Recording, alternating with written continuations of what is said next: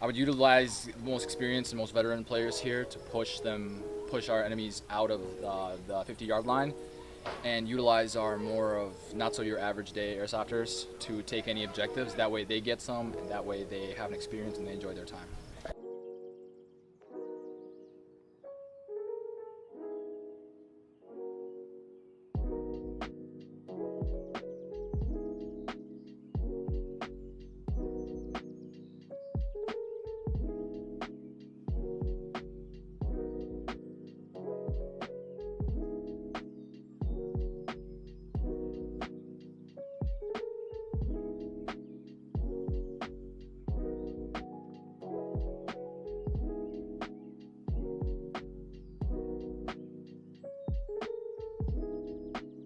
Good.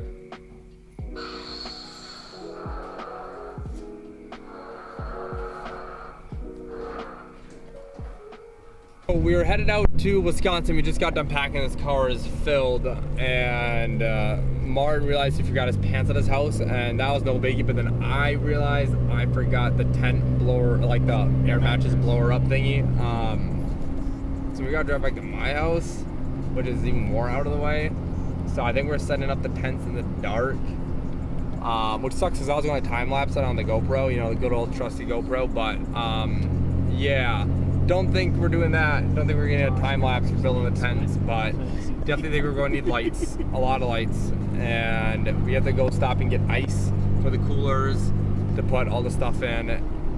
And yeah, I think that's really it. But kind of a choke, typical though.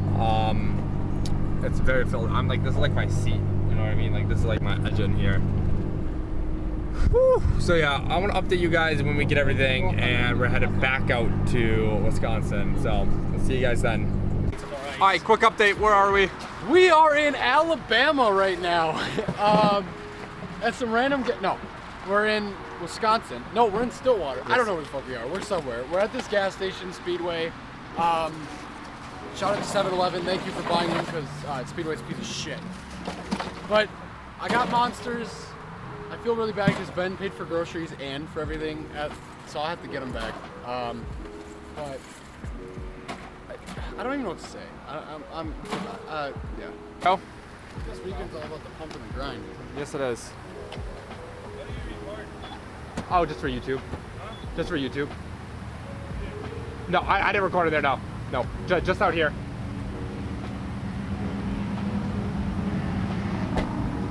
I don't know why cameras always bring this negative attention, like we're doing some stupid shit. Ben just spent $40 in that store. We're loyal patrons at this point. Go fuck off. Yeah, jeez, you should have seen that guy. He looked like he just came up with a fucking porta potty. This is all my lightsaber. Wait, go, do it again. Wait, you gotta hear this.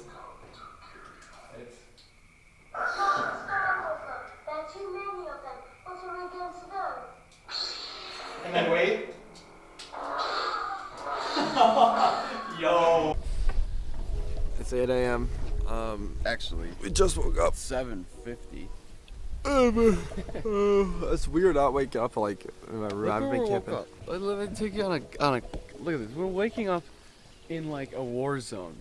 Okay? Like literally we woke up in Call of Duty. Like I went to bed, someone put a VR headset on or something, and I'm just here, bro. And I spawned in with all my gear. Like it's very weird. It's a weird sensation.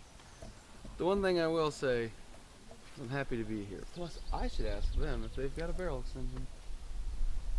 We probably got like a good, what do you think, 30 minutes or now, almost 30 minutes, 45 40 minutes. Yeah, into like the first game, but we came back here to rehydrate, and also we came back here because refs are literally kicking people off, and it's super irritating because you need, For not having this, by the way. Let me grab it out. Refs are flipping their shit. Or one ref, because you don't have this. This is what you call a dead rag. So when you die, you put it here, you put it here, and you flail it up, whatever the fuck you do. But the main ref, the top head guy, is saying you don't fucking need one. And he's telling us to go tell that ref to fuck himself. So we're kind of in this confliction. fucking idiot. Alright, more like general dumbass. Like, we were literally sitting there, and he's like, okay, everybody shut up. We're going to gotta do this, and this. Let me tell you something. It's like a flat mountain dude. Me and Ben decided It's fucking we're gonna dangerous. take things into our own hands. By the way, we were rushing. I could One chunk life this is what we 5%. gave ourselves before we were just gonna call it for the day. Rushed out. I had a 1911 and a Deagle. He had a fucking Glock and a 2011. We fucking decide we're gonna take whatever we can with this one life. So we fucking start rushing into Mayhem. Mayhem's a map. We lost Mayhem. We were not holding Mayhem all fucking day, right? We start rushing in. Lukey boy comes over too. He starts leading the charge with us. Tank comes rolling through. We just fucking wiped him in Mayhem. Wiped him. Took the whole fucking thing. Pushed him all the way back to fucking Love Shack, which is another place on the map. And we were just fucking shredding. What happens? We're like, General, we need an airstrike. No response. Yeah, we're like General fucking dumbass. Seriously. General. Yeah, we're like General Grievous, bro. Get shot through the fucking heart. I wish he would. And the big thing is, I'll see if I can turn it and hope it focuses. But the big thing is that when we went back onto the field, the general's like, everyone needs to listen to us. And then after the meeting, I was like, sidebar, this guy's a fucking idiot. Because in the first game, we were supposed to have an airstrike on Mayhem, and it didn't happen. It didn't exist, and we needed that to capture it. That happened. It happened twice. Yeah. So that when we had our meeting the second game, he like yelled at everyone to listen. And then after the mission, the meeting for the mission, I pulled Luke and Austin aside. I was like, sidebar, this guy's a fucking idiot. We need to like do this our own way. And then we did have Mayhem, and us three were like, all right, fine, let's go take Mayhem. We took the entire thing by ourselves with like a few other people. So a few other people tagged along after. Yeah, like well, once we got once we got halfway into Mayhem, then people started out, and that's when the tank came in. But it was just Dude, yeah. me and my Luke were gosh. getting lit the fuck up at that van. Anyway, new developments. We have found out that we can organize any game we want on any of the maps, except for obviously the one we're camping on, because there's other people's cars. I mean, I'd be okay with it, but they're not. So anyway, we're gonna go organize our own game and get some footage for you guys. We don't have an OnlyFans, so for some of you guys, not that kind of footage. But we're gonna go get some nice hardcore footage for you. I'm doing this on purpose. Love you guys.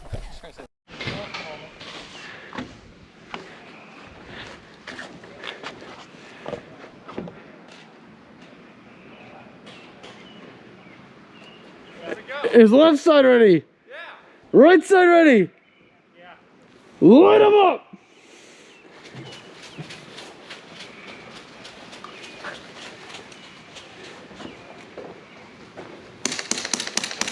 Hit!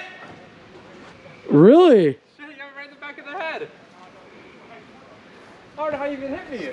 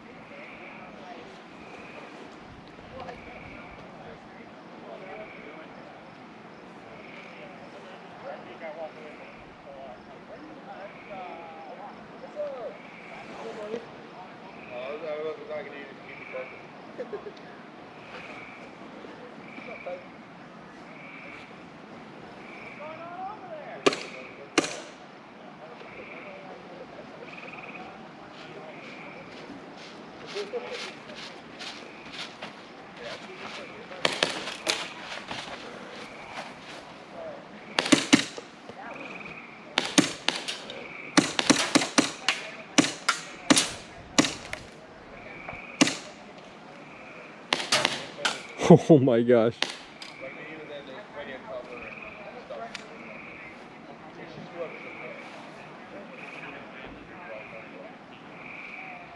You can do like 1v1s like this, or you get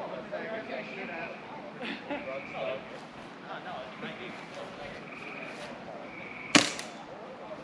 That was a close shot. Perfect, that's one of us.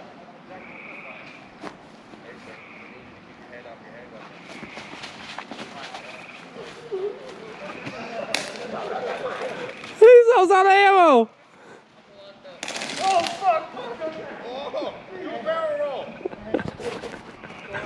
Okay, we are here with Hunter, who is general for the blue team, and as part of the blue team, we're just curious, what was your game plan for game one going into it? Game one, today I had my top guys sacrificed to be on Alpha and Bravo teams.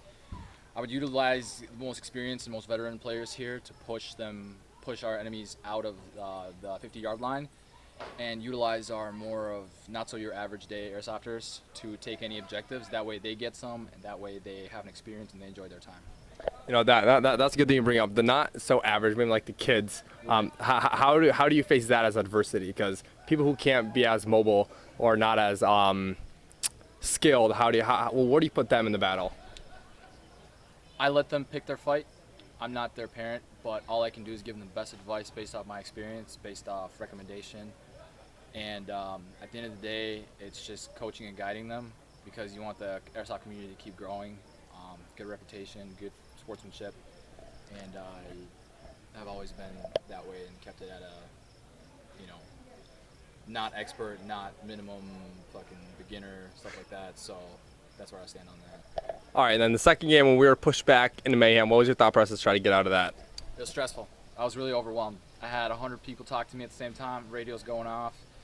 I put my foot down on the ground, raised my voice, make sure that they understood, hey, this is all on you, whatever it takes in you, because if you put this airsoft hobby as a life subject, you know, at what point is enough is enough? You know, we've been being overwhelmed all day. So what do you want out of this, and what do you want from me? And I voiced that, and I kind of told them that, you know, you really need to get your head out of your butt. I know it's a little discouraging, but I'm doing my best to make sure you guys have the best time and you guys show them who's the boss. And things turned around. I think that sent the message. They kind of opened their eyes up and woke up. Yeah, because I agree, because we did a push down to mayhem. We pushed all the way to Love Shack, and then I'm pretty sure the left side we got all the way to tan and yellow. So after having that rousing speech, is that kind of gratifying as a general? Patted myself on the back, but I'm not going to take the credit. At the end of the day, it's all on everyone. Best I could do is guide from experience and watch the reactions, the smiles, the conversations, the side chatter of how awesome it was or how satisfying it was to. I like that. How it was, you know, satisfying for them to have that experience and for them to come back and do it again, because, like I said, we want to keep this community growing. We want to keep seeing similar faces. That way, your friendship expands and your experience rises. All right. Well, thank you for everything. Appreciate it. Right on, man. I'll see you next time. Yeah. I don't know if this thing's even like recording right, but it's what time is that? Shoot, it's 8:38. The sun is beaming. This is the last day here. Any aspirations, any goals today? Have fun, be safe. You know, go out there, show red team what's up, because they, I guess, won yesterday. What's left of red team? Yeah, what's left of them, especially after we bang the rest of them. Yep. So we're gonna clean up here. We're gonna play the last few games here, and then we're gonna head home, and then you guys will magically get this video on your little screen, whatever screen you watch us on. So yeah, we're gonna do that. We'll see you guys later. All right. A little development in today, the last day. We need more footage for you guys for like the actual gameplay, because you've seen all behind the scenes in the middle of it. But today our goal is to get footage for you guys for actual like airsofting. So us and I thought it would be cool to just bring our cameras on the field and get a vest, but instead we just got a job. Would you like to explain that? Yeah, so when we went down there, we were like, hey, is it cool if like we got ref, because if you get like ref shit, right, they're not going to target you and shoot you. So we were just wondering, can we get vests? And she's like, yeah, 100%. Like, you can take as much video and stuff that you want, whatever. But then additionally, she was like, you can also take our cameras or whatever, so you can get pictures for like the website and stuff. She goes, we need a lot more pictures and stuff from the event. So we're going to take their cameras out there as well and take some pictures and stuff for them. So some of the pictures on TCA's website and all that will be shot by yours truly and the other yours truly. But Not Cal though. not Cal, because you know he misses everything. The Fabled 3, the third one is the Fable, apparently. Because he's never here. So, yeah. That's what we're gonna do today. Alright, thoughts on us getting hired by TCA? You got hired. Congrats. It's not volunteer. You're getting paid. Yeah, we do. $5,000 a minute. Every click of the button for the camera is $100,000. Actually, no, it's 100 acres of land they're giving us. I just burst that. So one click they give you all their land.